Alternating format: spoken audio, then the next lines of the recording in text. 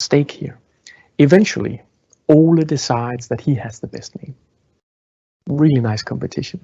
So Ole is the one who eventually comes up with the name we have today, and it's the one we have right here on behind the fire truck.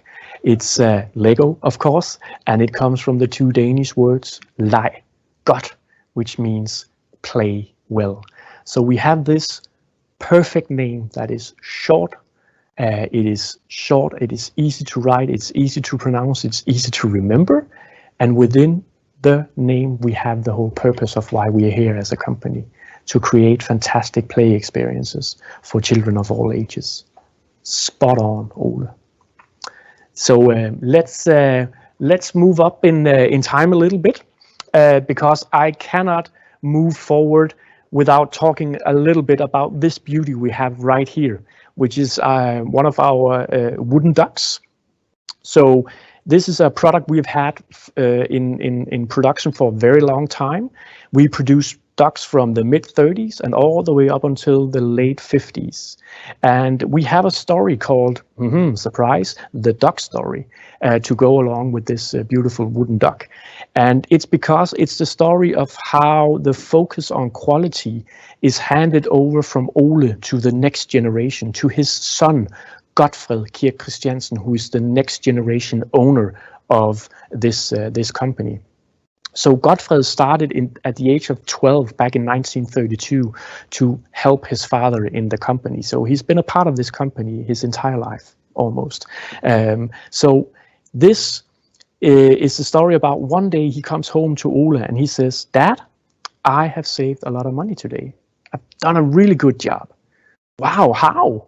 "Well, you know, I've just finished a shipment of these beautiful wooden ducks. So they've been sent to the train station. They're ready to be dispatched. And I know you say all of our toys should have 3 coats of clear varnish after they have been painted. But you know what? After 2 coats, the ducks looked absolutely perfect. So I decided to not give them the 3rd layer of varnish, and you know, we can use that tomorrow instead." And when Ole heard that, you know, he was a little bit angry. He said, "That's just wrong, Godfred." And then he ordered Godfred to go back to the train station and take back all of these ducks. And then Godfred, he had to give all of the ducks 1 more coat of varnish before he could go to bed. And he was not allowed to get any help. So in later interviews, that is exactly the point in time that Godfred pinpoints as the time where he understood, we do not skip corners. It is only the best is good enough, always, for our products. So that's the duck story for you right there. Love that story. So let's move up in time a little bit. So I want to show you some of these fantastic products that we have here, and we're looking at products here from the 30s and also 40s here. So it's easy to see, you know, what kind of products that Godfred has in mind for children here. It's very easily relatable products, you know. It's cars that looks like the cars that drove around the streets at that point in time. So children, they will recognize these vehicles. Maybe their parents have them themselves. So it's easy for them to know them and know how to play with this. So I'm going from A to B. I need a car to go from A to B. Here we go. So very relatable things. So that's really, really nice. But what I also love about looking at these beautiful old wooden toys is that if we go a little bit further here, we have these beauties right here.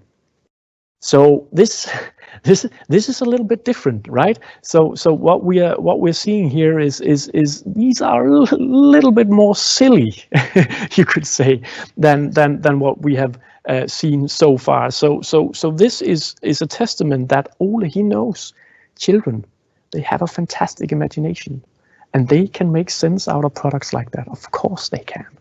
They know what this ladybug is doing. They know what this teddy bear is doing. So this is really, really fantastic to see that we have a mix of these products. We have these more silly products, but we also have products that relates a little bit more to the reality of and the products that children can relate to a little bit better. So I like the mix of these two. Which is quite nice. And we are producing a lot of this, and we have a nice business going up through the 30s. After the rough beginning, we start to have a very nice business that goes also into the 40s. I know rough times in the 40s. We have a Second World War, of course, but compared to a lot of other companies, we actually have a decent business during the war. And again, it's because of that, what I've talked about earlier, that when times are rough, parents, they will shield off their children a little bit. So there still was a toy market out there. So that is all great and dandy, all up until 1942.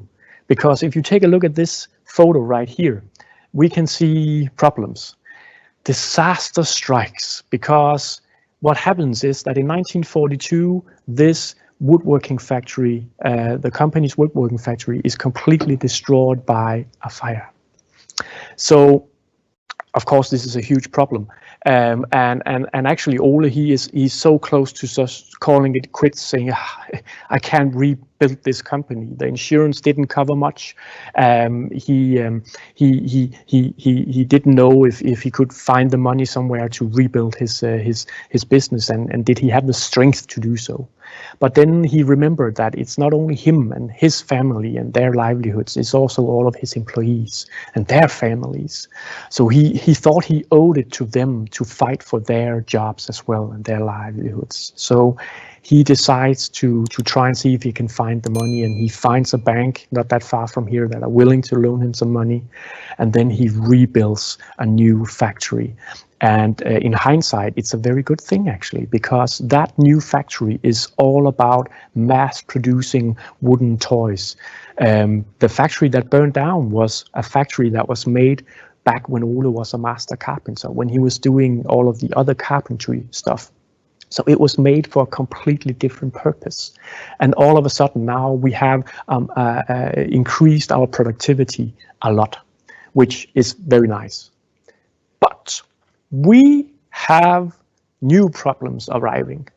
So let's move a little bit this way. And again, talking about it, I think we can take a look at some of these beauties. I want to show you as much wooden toys as I can because I think it's so fantastic.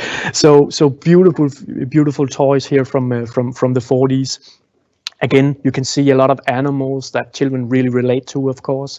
So we are producing a lot, but then all of a sudden, also repercussions after the end of the Second World War, there's a shortage of almost everything.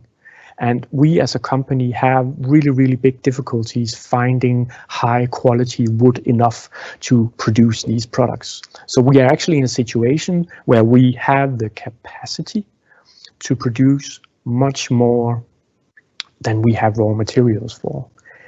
That's never a good situation to be in as a company, right? So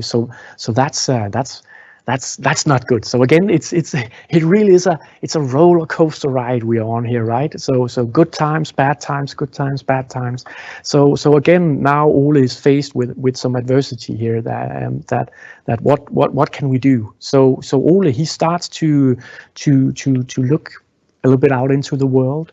He starts to visit a lot of fairs in Denmark, but he also travels abroad to fairs in other countries, to try and be inspired and see there must be something out there, another material that I can supplement my production of wooden toys with. But again, it has to be a material that I find is equally of a high quality as my high quality wood. That's the key thing here, and that is what makes it a little bit difficult. But eventually, Ole zooms in on one thing. I'm pretty sure a lot of you guys can guess what it is, because he zooms in on plastic, of course. So let me show you this over here. This is great. So take a look at this beauty right here. This is a plastic injection molding machine. So Ole, he decides that he wants to buy a plastic injection molding machine. So he buys a similar machine to this in 1946. The price of this is 30,000 Danish crowns. That was an insane amount of money at the time. So that is actually more than the profit of the company the year before. So this is a really, really big investment. But he decides, that this is worth pursuing. So he decides he wants this machine, and every single person in the company, the employees, all of Ole's children who were working together with him in the company, everybody is saying, Ole, forget about plastic. We know wood. Let's focus on what we know we are good at. And then I love the fact that it is the master carpenter, the guy who has worked with wood his entire life. He's the one that is open-minded enough and has courage enough to say, we're doing this. I see potential in this new material. Let's see where this can take us. I think that's fantastic. It says a lot about the guy. So that's really, really, really nice. And this machine is as well. I could do this all day. So one last thing I want to share with you guys is it's a little nice sort of story surrounding this machine and the introduction of plastic. So actually, back in the day when Ole he decided, okay, we are looking into plastic, he actually wanted his brother-in-law, a guy called Martin Jørgensen. He wanted him to head up the plastics department. The only problem was that Martin, he lived in Copenhagen. That's in the other end of Denmark from where Billund is. So and he wasn't particularly fond of he wanted to stay in Copenhagen. So actually, for a point in time, Ole actually contemplated with the idea of having a plastics division in Copenhagen and a wooden toy division here in Billund. But eventually, he decided to make everything stay here in Billund. But imagine if he hadn't. It's a fun thought, right? So it could have been completely different than today. So again, these decisions, it's really, really interesting. So that was what I had to say about the beginning of this fantastic company and its history. I hope it made sense. It was a great pleasure to be allowed to talk to you guys about this. And so now I think hopefully we are ready for some questions, Peter. I believe we are, but I have some water for you first. So thank you so much. We will look into the questions, and then I will try and ask them for you, and then you just answer them as great as you can. Yeah, let's do it. Move around a bit and show more of the stuff here. Oh, excellent. So we're going to focus the questions on the things that we've seen here this time period. Yes. But maybe you can give a sneak peek of the next part as well. So the first sounds good. Question here is actually is this machine still working? Yes. Great question. Because actually it is, at least sort of, because actually I can't exactly remember when, but some years ago we actually brought in one of the employees who back in the day had worked at one of these machines, because we wanted to test and see if it still worked. So we actually got him to set it all up and operate the machine, and it It did work. So I think that's really, really cool. So we actually managed to sort of make something on this machine using these old molds here. So this mold is